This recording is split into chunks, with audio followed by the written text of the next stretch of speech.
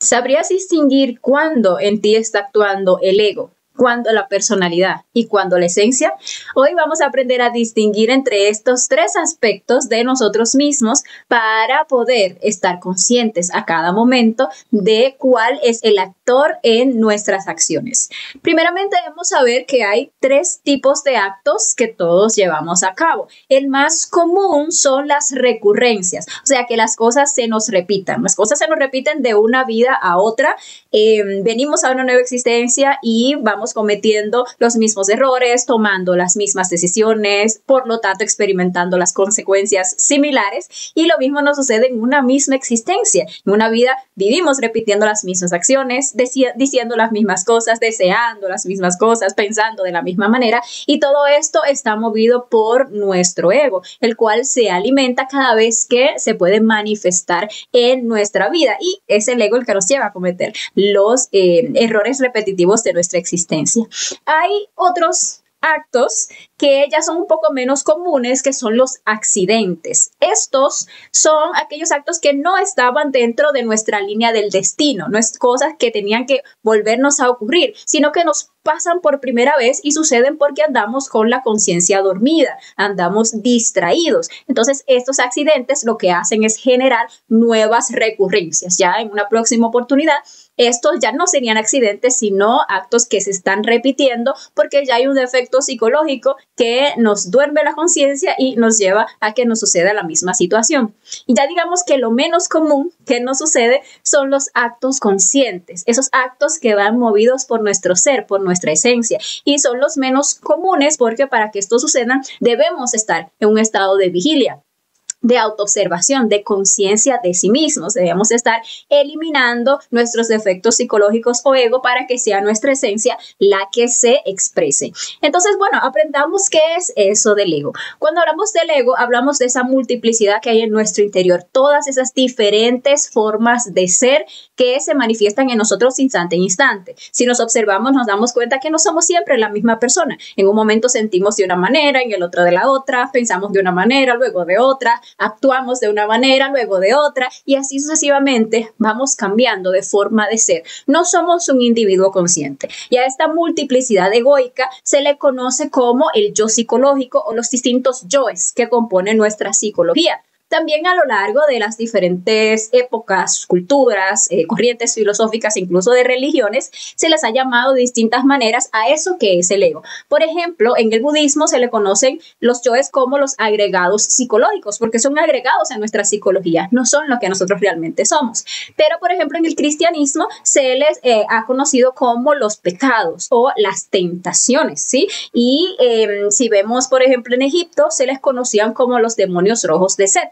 Y los egipcios que trabajaban sobre sí mismos se dedicaban a combatir estos demonios rojos de Set, que no eran otra cosa que esos agregados psicológicos. También a estos defectos se le pueden conocer como nuestros distintos deseos, la conciencia atrapada, todas las formas de ser del mí mismo, esas tinieblas interiores, esos diablos o esos demonios que más que entidades externas realmente son entidades que están dentro de nosotros y que son los que nos llevan a sucumbir, ¿verdad?, a esos bajos instintos y a esos deseos egoicos, y que nos someten al sufrimiento, al dolor, a cometer continuas equivocaciones. Todo eso es el ego. Y el ego, ¿de dónde nace? Nace del mal uso que nosotros hacemos de nuestra energía. Cada vez que nosotros expulsamos nuestra energía creadora sexual a través del orgasmo y la eyaculación, como esta energía es creadora, pues ella va a crear más de estos defectos psicológicos, y con cada una de las impresiones que recibimos con nuestros 5 sentidos, si no son transformadas, nosotros les entregamos la energía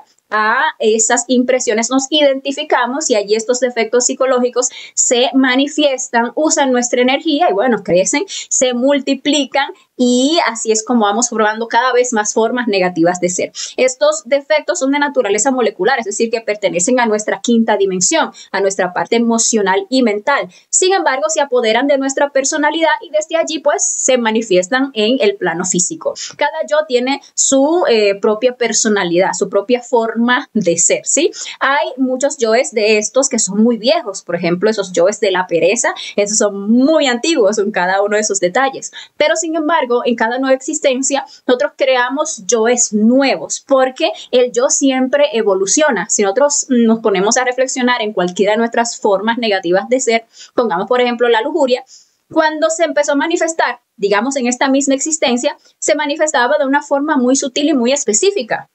Digamos que tal vez como una lascivia, como un yo mirón que miraba morbosamente a las personas del sexo opuesto.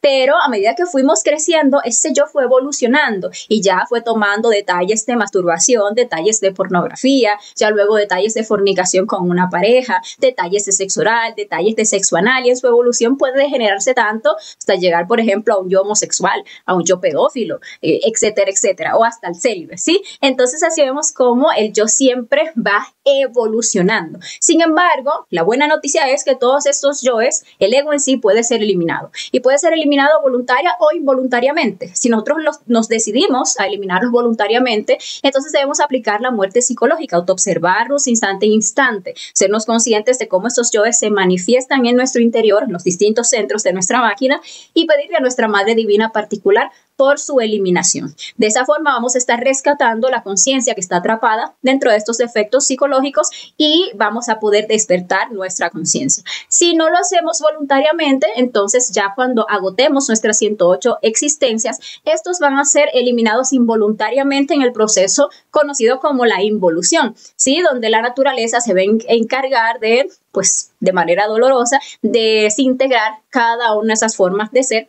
Y bueno, ahí no podremos rescatar la sabiduría atrapada en ellos. Debemos liberarnos porque, como vimos, el yo genera la recurrencia, nos mantiene repitiendo los mismos errores porque no aprendemos la lección, no sacamos la sabiduría oculta. Ahora, ¿cómo distinguimos el yo? ¿Cómo lo reconocemos? Porque el yo en nosotros se manifiesta siempre como un deseo. Entonces, observemos los distintos deseos que tenemos durante el día y allí vamos a reconocer la manifestación de nuestro ego.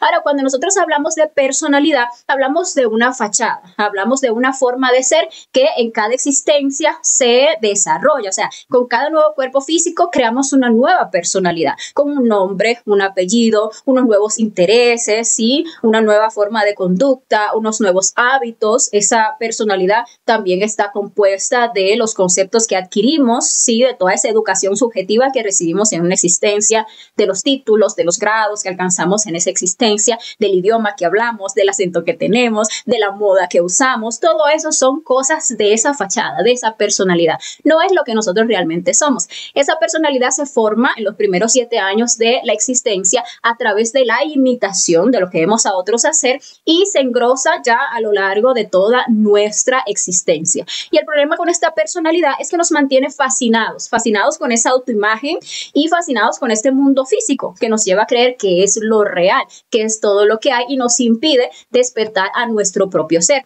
Por lo tanto, debemos trabajar en esta personalidad, volverla pasiva, porque ahora mismo está activa, es decir, que está a merced del ego. La personalidad de lo que se encarga es de que esos defectos psicológicos se manifiesten, pero de una forma socialmente aceptable. Ahora bien, debemos empezar a observar tanto el ego, el deseo, ¿verdad?, como la personalidad, la fachada, para poder eliminarlos y que sea entonces la esencia, el ser, el que se manifieste en nosotros. Ya cuando nosotros hablamos de la esencia, pues hablamos de aquello que nosotros es lo real, lo verdadero, lo inmortal, lo que siempre ha sido y lo que siempre será, lo único que vale la pena en nosotros. Realmente el 100% de nuestra esencia es lo real, pero está dividido en dos partes. Un 97% que está atrapada en el ego y un 3% que es libre y autoconsciente, que es nuestro guía interior. Cada uno tiene esa partícula de su ser divinal. Ahora, cuando nosotros éramos pequeñitos, esa esencia estaba despierta,